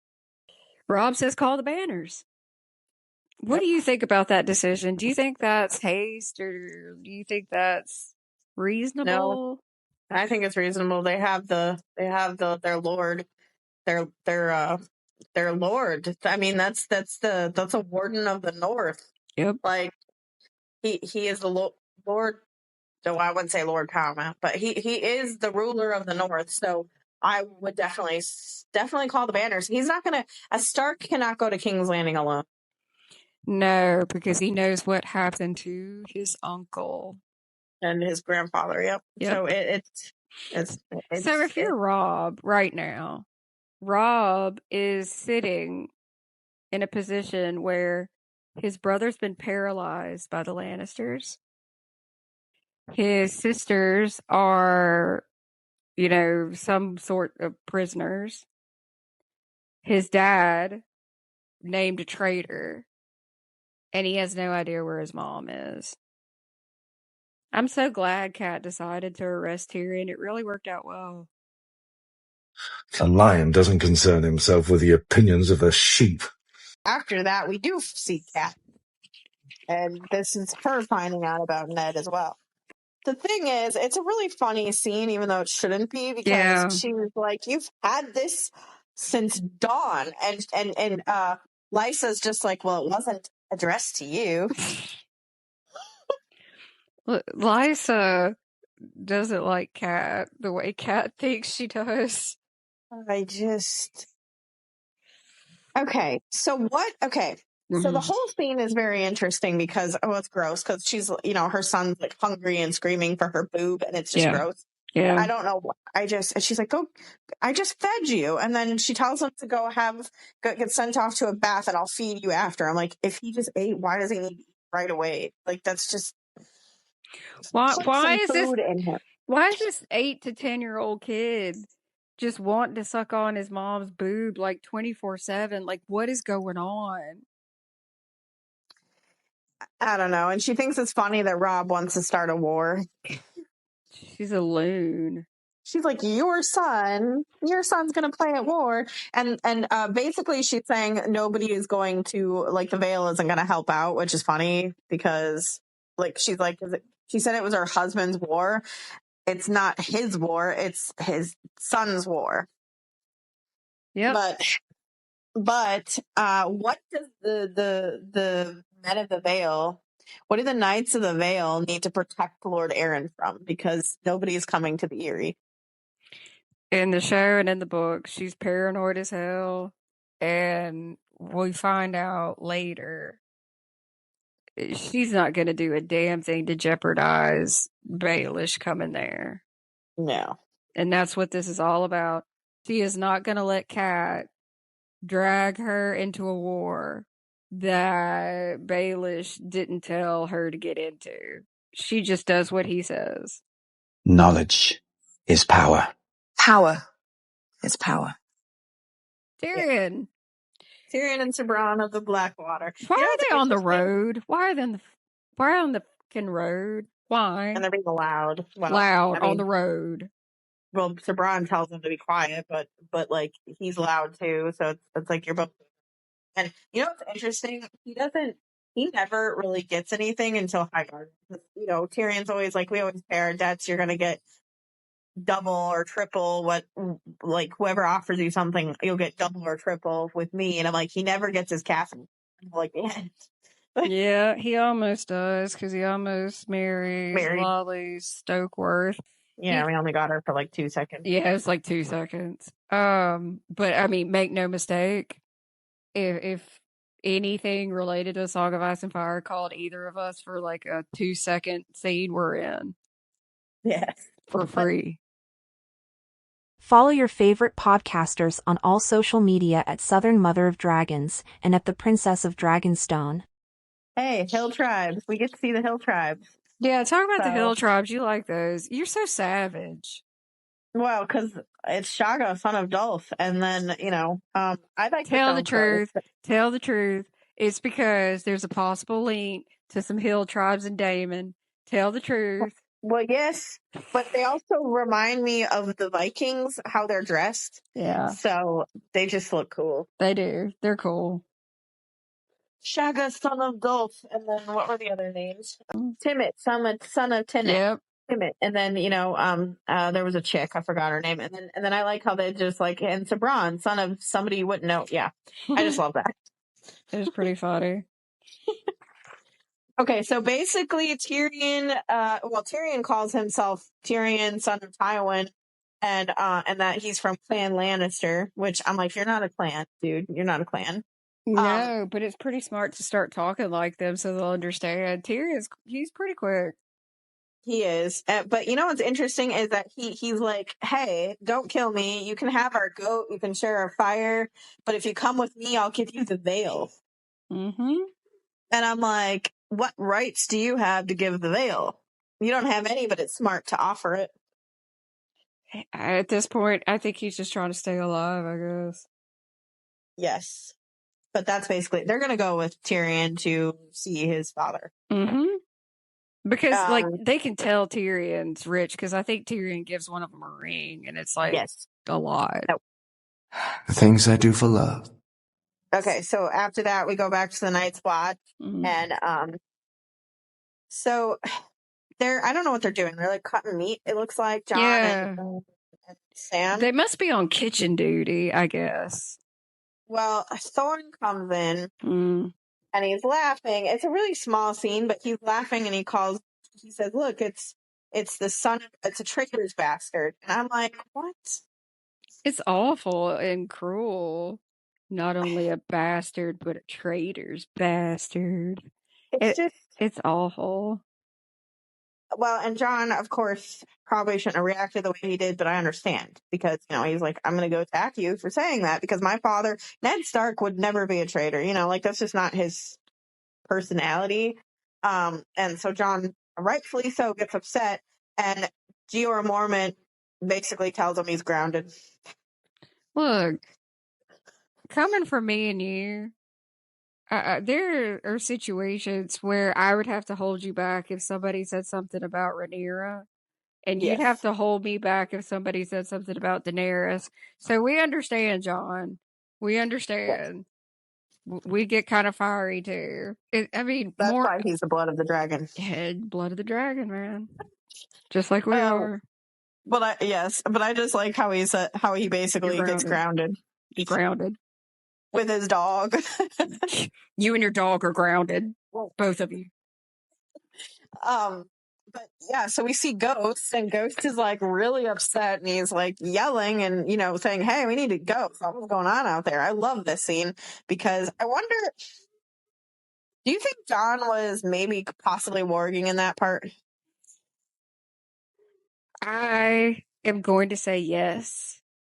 Because anytime, doesn't it seem like, okay, yeah, I know Ghost seems on edge, but it seems like Ghost gets his attention silently. And he wakes up like he's been asleep, but he wasn't, he's like, oh, exactly. I'm alerted. Exactly. Yeah. So it's almost like he was warging and Ghost somehow shook him off. Because he needed him to be awake, which is fascinating. Now, oh, great. Now I want to know, if a direwolf needs you to wake up, can they get you to wake up? Ah, man. I bet they can. Probably. Especially Jon and Ghost. Yes. Because they're different. Yes. So he's alerted and he's like, okay, clearly there's something going out there. And they go to the Lord Commander's room because something's in there. And Jon is thinking, okay, where's the Lord Commander? He's not in his room. And then he turns around and the door is slammed open and Ghost gets caught between the door and the wall, I guess. Yeah. And it's one of Benjen Stark's men. He's a wipe. Othor. Huh? It's Othor. Othor yes. is a living dead man. It's creepy as hell. It's creepy. And Jeor comes in the middle of it, but Jon's trying to fight him off. He does stab him, but it doesn't work because his sword doesn't work. They don't get killed by regular stab marks from swords. Yep.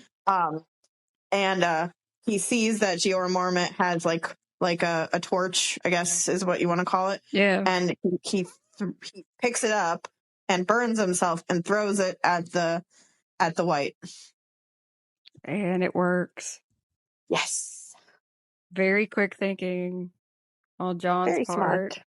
And Ghost knows those things. Like, there's no smell. So that's just straight up like old god magic right there.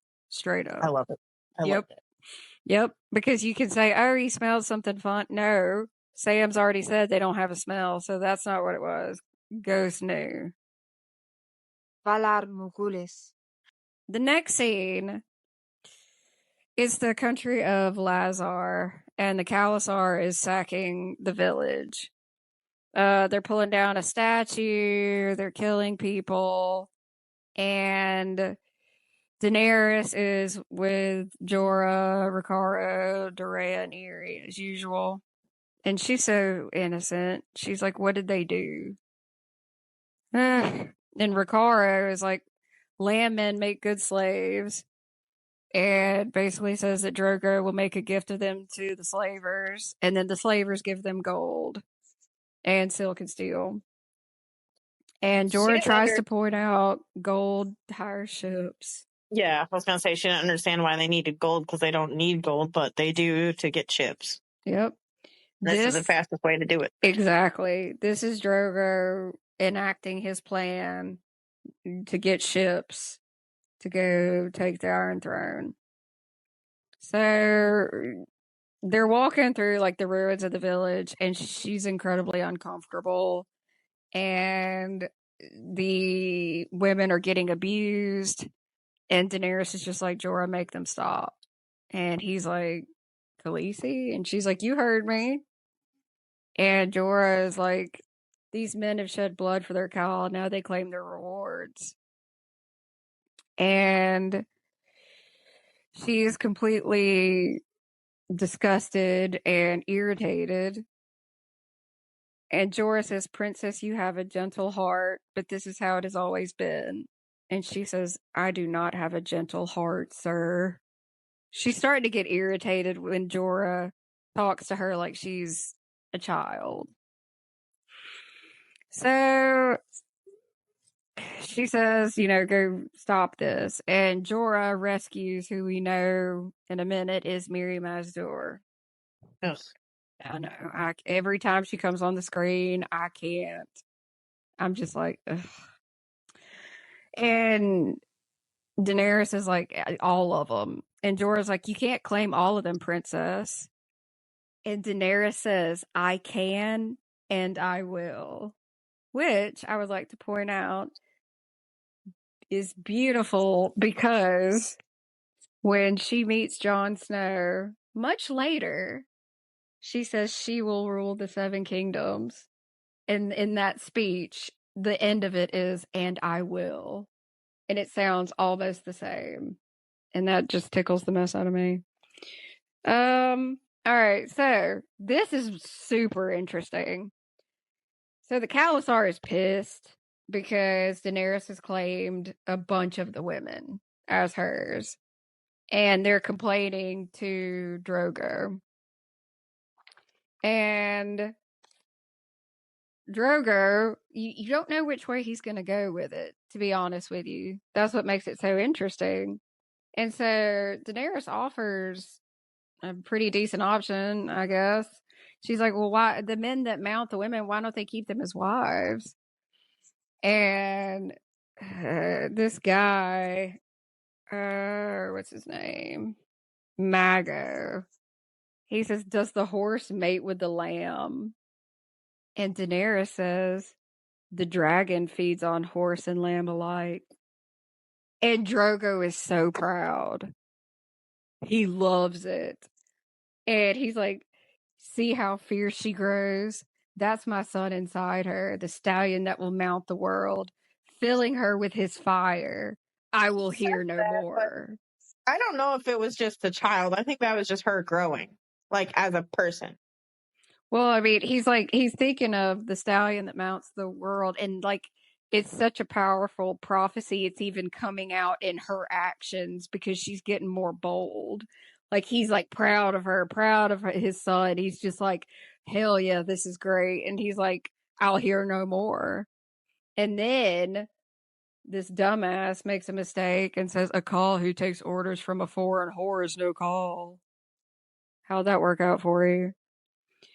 So Drogo's sitting there and you can clearly see his uncut braid, as in, I have never lost shit. And he looks at him, he's like, I will not have your body burned. I will not give you that honor. And he cuts Drogo. They start to fight. I will say this. The scene where Drogo, like, holds up 2 daggers and then he drops them, that's actually a Funko Pop, and I have it, where he holds up the 2 daggers, because it's, like, pretty damn iconic. Because you think he's going to go at him with, like, 2 daggers, and Drogo's like, nah, I'm going to fight you with nothing. And he does. Yeah, he takes his tongue out. Hell yeah, he does. So he kills him with his own arak and rips out his tongue.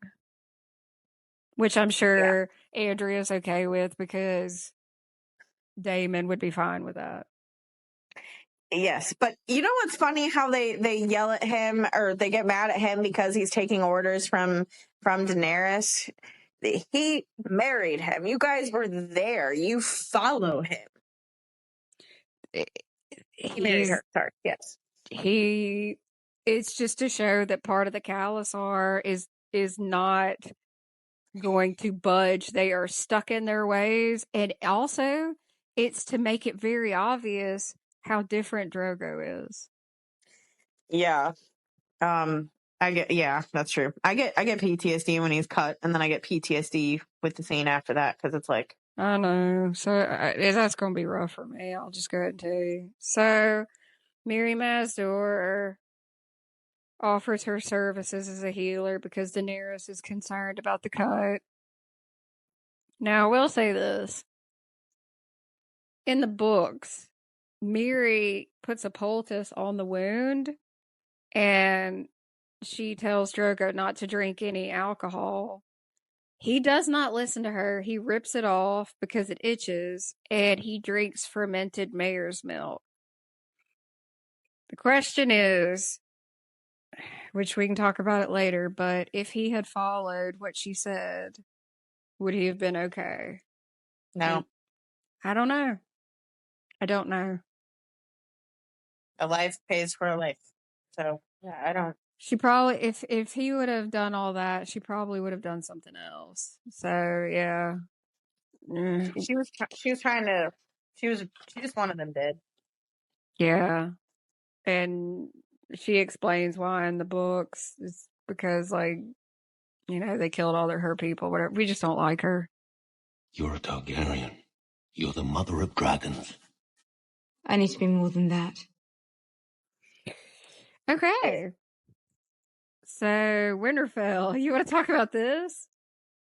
Yeah, I didn't really go in depth with the details, but I do like Grey Wind. They focus on Grey Wind a couple of times, and Grey Wind is definitely feeling like antsy, and I'm thinking it's because Rob is also like, excuse me, because these people are like yelling, they're all talking, and they're all like debating on this war, right? Like how they're going to do this. And the Great John, I fucking love the Great John. Oh, sorry, man. but I think he's hilarious. He's very great. tall. That's why he's the Great John. Hell yeah, he's great. He's so tall, and I want to know how tall he is because he's so tall. And he's like talking. He calls him boy a couple times, which really gets me. I hate when anyone calls Rob a boy because the actor is not a boy. And you know they get pretty feisty towards each other. And Grey Wind jumps on the table and attacks him, and I think that's hilarious. Grey Wind takes 2 fingers. Yes. And Great John just laughs. It was all a test. Yes. I think it's hilarious. I think it's one of the best scenes, and it's not even that long. And it's... Well, you know the Great John, I mean, he's got a big part in the books. Yeah. And he's awesome. We love the Great John, man. What is dead may never die! Now, the next scene, Rob wakes up Bran, And it's really sad because as soon as he wakes him up, Bran assumes something's wrong. And that's so sad. He's like worried. He's like, what is it? What is it?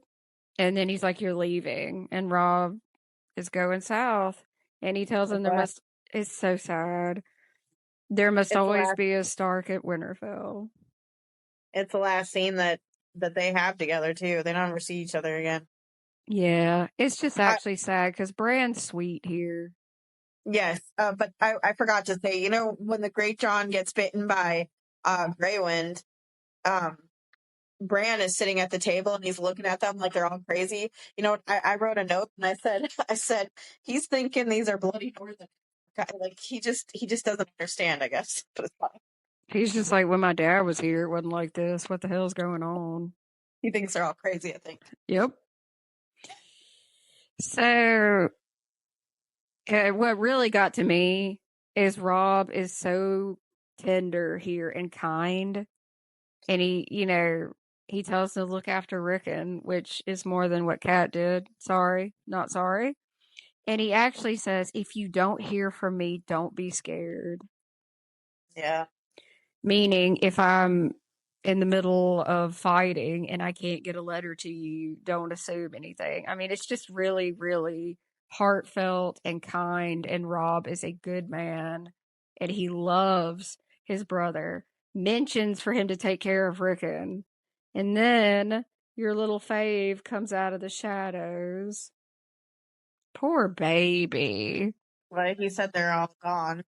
And, I mean, they are. So I feel his pain. But Bran's just like, no, they'll come back. No, they won't. Yeah, Rickon knows that none of them will return. And on that note, you remember George has said Rickon has a big part to play. I think him saying, no, they won't, is because Rickon knows they won't return. He's already getting visions and stuff because he's been hanging out in the crypts. Yep. He's been hanging out in the crypts with Shaggy Dog. Poor little Rickon. I mean, God, he's like, he is so neglected. I think a lot of people don't notice that. I don't want it. I never have. Okay, you want to talk about the next scene with Bran? I really like the werewood back there. I just think it's really pretty. It was really pretty. But she said, Bran wants to know why she's there, and she says these are my gods too, which people forget because they do. That's all they believe is the old gods. They don't have any other gods beyond the wall, and which is interesting because I think people in the books, I could be wrong, but or somebody thought that maybe the White Walkers were gods. I mean, there's theories about that. Yeah, it's very confusing. Where'd they come from? Did they used to have an alliance? Like all that. That would be interesting. What I think is also interesting is that she calls Bran the Little Lord. Yeah. But Ned Stark isn't dead, so she was just really messing with Theon. She was. Good point. Very good point. I'm glad she did. Well, and she says something about how she's like she feels like she's being a slave, even though he says she's not a slave, and she shows him the chains, and I'm like, yeah, well, I'm sure at some point they'll let you go. Like I hope, because that family doesn't treat people badly. No, but it's like she forgot that she rolled up with people that were going to kill him. Yeah, because he's like, well, you did have your friend had a knife to my throat, so yeah, and cut his leg and said awful stuff like Jesus. And then Hodor. Oh yeah, Hodor. Oh, she says that he's got giant's blood in there somewhere. I know. Hodor shows up naked, and we didn't need that. No, we didn't need that. We just needed him to show up because it is interesting that she says that he's got some giant's blood. There is only one God, and his name is Death. Okay, so we have a really quick scene at Castle Black, and it's basically Sam saying that he read in a book that they were touched by White Walkers. That's why their eyes were blue, and only fire stops them. Yep. So he's already been like reading. I mean, conveniently about that, obviously. And and it shows the wall, and it really gives you an idea of just how damn big it is. Yep, they don't show certain castles that are in the area. It is what it is. Oh yeah, no, I know what you want. You want the Night Fort. Yes, it's not that far from them. You're never gonna let that go, ever. No. You want the rat cook to show up at the Night Fort. Well, at least they mention the rat cook in the show. True, very good. True. Any man who must say, I am the king, is no true king. Okay, this bothers me. The next scene is Kat, and she sees, the banners, and she says, Rob's brought the North with him, and she looks proud. And that just irritates the shit out of me, because you know what that means? Death, Kat. And she looks so proud. Oh, that irritates me.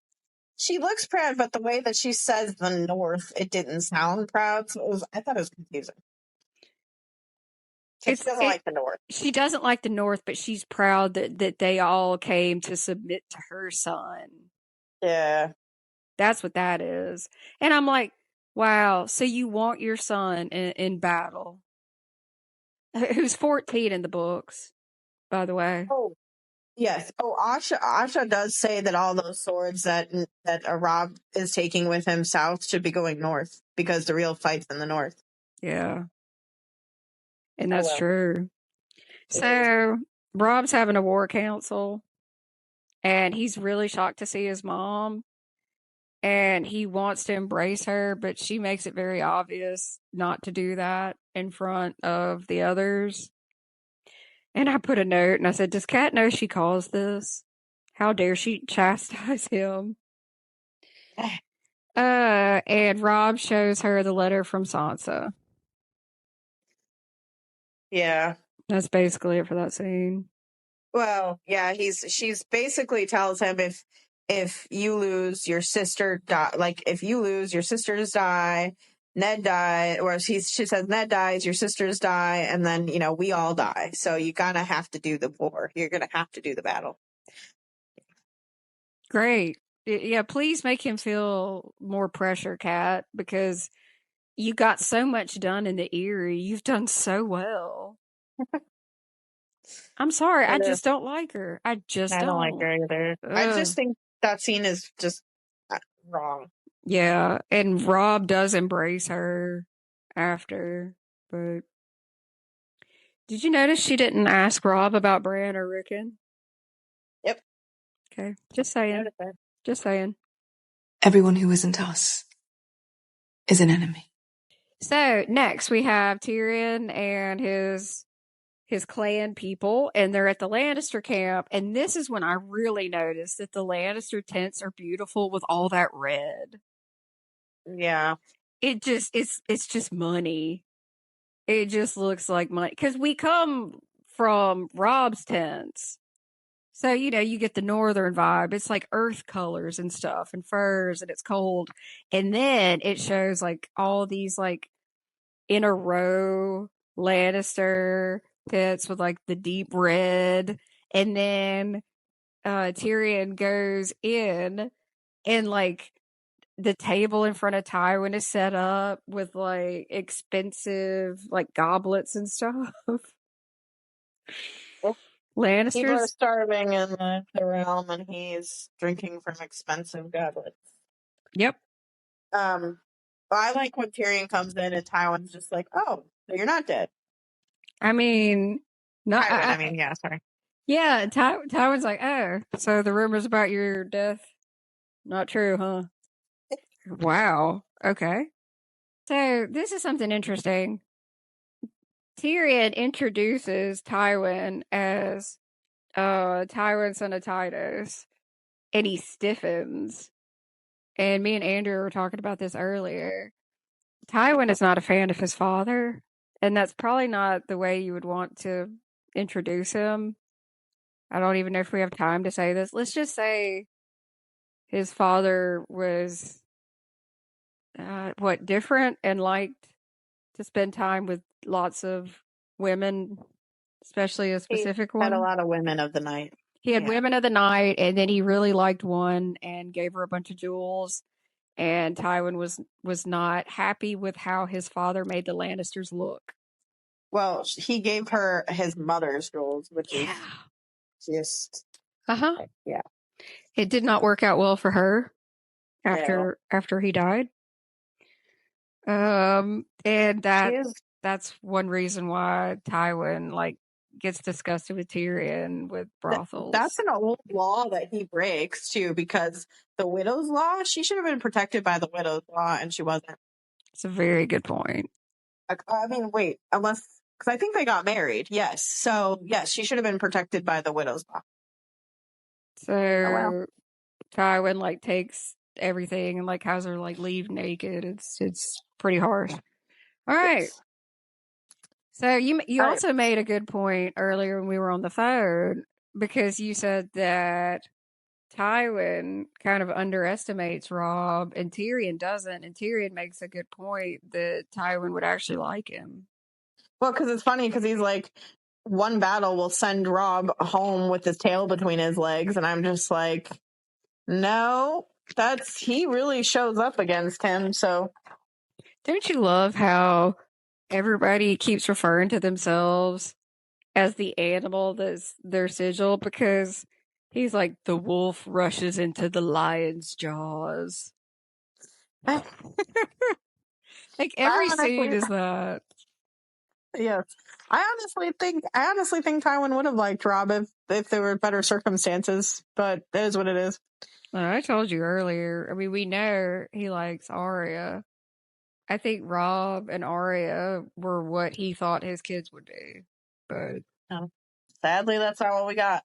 Yeah. But so the North has crossed the neck, and Tywin goes up and looks at he looks at Bronn, he looks at the Stone Crows, and he basically is like, hey, if you fight for me, I will give you whatever you want and more, or whatever he promised you and more. And then they said only if Tyrion comes with them and fights with them, because he owes them a life, Yep. So Tyrion has to fight. Yep. And Tywin got more people. Yep. He's smart. Tears aren't a woman's only weapon. Have I shocked you, little dove? So then we go back to Robb's war council, and Robb needs to cross at the Twins, which is Andrea's favorite house. Oh, yeah. House Frey. Yeah. And Kat refers to him as the late Lord Frey, which is kind of funny. Okay, so they found a Lannister scout, and they bring him in, and Robb says that he wants to let him go, and Kat objects like an idiot. Okay, so you want people to respect your son, but you disagree with him in front of God and everybody. And again, she's underestimating her son, because Robb knows what he's doing, because he wants to send a damn message. And I really like what he says. Tell Lord Tywin winter is coming. Now you made me laugh about it, damn it. It's because the winter is coming. All right. Winter is coming, and tell him we have 20,000 men. I mean, and Robb is so serious, because he's like, tell Lord Tywin winter is coming for him. 20,000 Northerners marching south to find out if he really does shit gold. That is how Jon should be always. Both should be very similar to each other. It is what it is. I don't want it. And then after that, we get King Joffrey sitting with his crown. Yeah. And so Sansa's in there too, and seriously, I really hate the hairstyles. I cannot wait for the hairstyles to stop being like that. Yeah, it's almost like the hairstyles right now are like a little throwback from like the unaired pilot, and then like they eventually realize, it's a bit much. So yeah, basically, and I really like the outfits and stuff, but I don't. But so they call Cersei calls Sir Barristan forward. Because he's been with the Kingsguard forever, and he's getting old, and he didn't protect Robert like he should have, according to them. He's too old, which is funny because they keep Jenna Slint on the city watch, and he's old. I don't understand her thought process. It's because Barristan was appalled that Cersei ripped up the letter from, that's all this is. I know. I just hate the ageism because I'm like, really? I hate you got it Jenna too. Slint who's old as hell. Like, and who's Jenna Slint gonna hurt? Nobody. Barristan could take out anybody there. And also the oldest man in the room is Pycelle, and anyway. Yeah. But I like when he takes off his armor, right? Because he's like, first he says, hey, the Kingsguard are here for life, but they're like, hey, you're going to have a nice home. You're going to have servants. Yeah. Okay. That's not what he wants. He wants to die a knight. He doesn't want to die in a hole. He says a hall to die in and men to bury me. Yes. That is disrespectful to him, I think, more than anything. Mm-hmm. And I don't blame him for his anger. And I like when he's taking off his armor and Baelish is like a naked knight.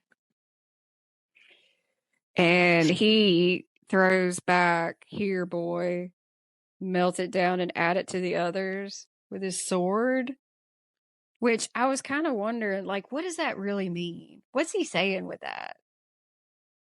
Is he saying, like, here, take this sword, melt it down, and put it with the others, as in, like, that throne don't mean shit anymore now? Pretty much. That's what I got from it. Like, you might as well add another sword because it's not anything like it was. It is nothing.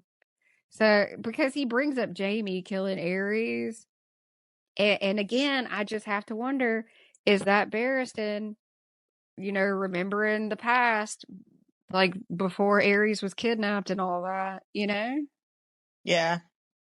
And Rhaegar. Yep. I feel like that's Barristan sitting there thinking, you little shit, you sit there, disgusting, and it could have been Rhaegar. It could have been Rhaegar. I feel like that's why he says melt it down and put it with the others. That's my headcanon. Yes, agreed. Okay. So Sansa comes out and Cersei's smiling at her, which I'm just like, ugh. And she basically, she says she needs to talk to him. She needs to ask favor of him, basically. And I like how manipulative he is because he's like, "Oh, come forward, my sweet lady," or whatever he says. Yeah. And she asks for mercy. She talks about how her dad loved Robert. He would do anything for him. Like that was his best friend, and he would have never hurt him or done anything to hurt him. And I like this scene. I thought it was very well acted from everybody. But fucking Pycelle, treason is treason. Shut up. Yeah, it's Shut up. like, It's not. what those scenes with, like, where there's, like, an angel on one side and a devil on the other? Like, yes. Varys is trying to, like, calm everything down, and Pycelle is trying to amp everything up. But I like when before she could even really speak, Joffrey does do something nice. He does say well, he doesn't say shut up, but he's like, let her speak. So I do like that. But do I think he has a kind bone in his body? No, because he says that he tells her that her words move him, but like it doesn't look like it really moves him, Yeah, Cersei looks over like, what? Yeah, no, you're lying through your teeth. Yeah. Like you're a shit liar. Kind of like I didn't teach you how to lie like this. I think Cersei is shocked that he's as manipulative as he is. Yeah, I think this is when she realizes that she lost him because Gone. Yep. he's gone. This isn't her son anymore. And do you know why I think he's gone? Why? Robert looking at him and saying, I should have never been a father. Yeah. I'm just saying. Yeah. I mean, he wasn't great before that. Okay, you remember when I told you when that scene that's so great with Robert and Cersei, and she says, was there ever a time for us? And he says no. And I tell you, that's the last bit of humanity leaving Cersei. The last bit of humanity leaving Joffrey was, I should have never been a father. Not, I love you, son, you'll make a good king. But I should have never been a father. That's when Joffrey was totally gone. Yep. I believe that 100%. saying. And then, but so basically he listened to her words, but he wants Ned. He'll show mercy if Ned bends the knee and says, I am the king. Cause he asked her why he said that he wasn't really the king or the son of Robert. And she's like, well, I don't know. It's not something, like he was hurt. Like he was, he was still hurt from when he was attacked. I thought that was really bright because she blames it on the milk of the poppy. I was like, that's smart. Yes. Whether she believes that or not, it's very smart. Yep. And so basically Ned has to bend the knee, and he does. Yeah. The episode ends with, like, he's got to say, I'm king, bend the knee, and she says, he will. He will. Great episode. Both of those are like, come on, man, 10 out of 10. Avi. Yes, just change the hair. I cannot wait for season 2 where the hair is better. True. As always, it's Amanda here to say thank you to all of our listeners and to ask that if you like this week's episode, leave us an honest rating. And if you'd like to continue the discussion, please feel free to comment on our post over at our Girls Nerd Out podcast account on Instagram.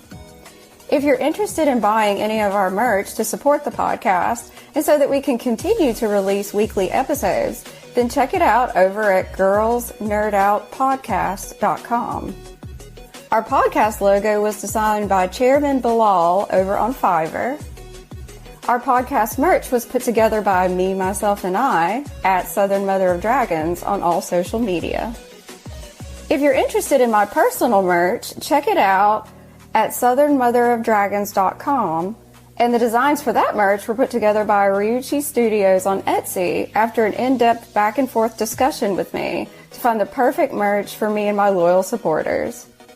The music played while I tell you about all the ways you can support us and the production of the podcast is Kawaii Girl by Pumpkin Pie. Thanks for listening. Hey, this is Andrea. And this is Amanda. And you just listened to Girls Nerd Out.